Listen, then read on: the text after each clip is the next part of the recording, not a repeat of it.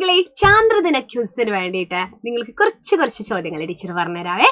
അല്ലെ, നമ്മള് ചന്ദ്രനെ കുറിച്ചുള്ള ആകാംക്ഷ അല്ലെ, കൗതുകത്തോടെയുള്ള നോട്ടം നമ്മളെ എപ്പോഴും പണ്ട് മുതൽ തുടങ്ങിയതാണ്.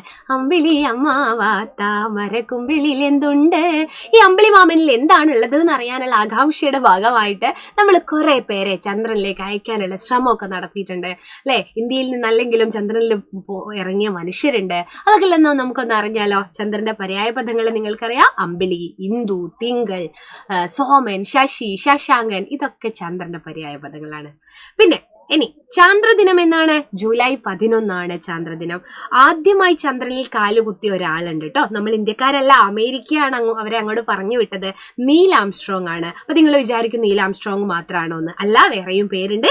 പക്ഷെ ആദ്യമായിട്ട് ചന്ദ്ര ഉപരിതലത്തില് കാലുകുത്തിയത് നീൽ ആംസ്ട്രോങ് ആണ്. പിന്നെ ഉള്ളത്, ഏതോ ഒരു വാഹനം ഇല്ലാതെ അവർക്ക് അവിടെ പോകാൻ പറ്റില്ല അല്ലെ. അപ്പോളോ 11 എന്ന് പറയുന്ന ബഹിരാകാശ പേടകത്തിലാണ്, ഈ ഒരു വാഹനത്തിലാണ് നമ്മുടെ നീൽ ആംസ്ട്രോങ്ങും കൂട്ടരും അവിടെ എത്തിയത്. അപ്പോളോ 11. ഇനി ചന്ദ്രനെ കുറിച്ചുള്ള ഒരു പഠനമാണ് സെലനോളജി. ചന്ദ്രനെ കുറിച്ചുള്ള പഠനം സെലനോളജി. ഇനി ചന്ദ്രയാൻ 1 എന്ന് പറയുന്ന ഒരു ദൗത്യമുണ്ട്. അത് വിക്ഷേപിച്ച വർഷം 2008. പിന്നെ അത് കഴിഞ്ഞ് ചന്ദ്രയാൻ 2 വിക്ഷേപിച്ചു. അത് 2019. ഇനി നിങ്ങൾക്കുള്ള ഒരു ചോദ്യമാണ്, ചന്ദ്രയാൻ 3 വിക്ഷേപിച്ചിട്ടുണ്ട്. ഉത്തരം ഞാൻ പറഞ്ഞു തരുന്നില്ല. ചന്ദ്രയാൻ 3 വിക്ഷേപിച്ച വർഷം ഏതാണ് എന്നാണ്. അപ്പൊ എല്ലാവരും കമന്റ് ചെയ്യാം, ആർക്കൊക്കെ അറിയാൻ നോക്കാം. അപ്പൊ ബൈ.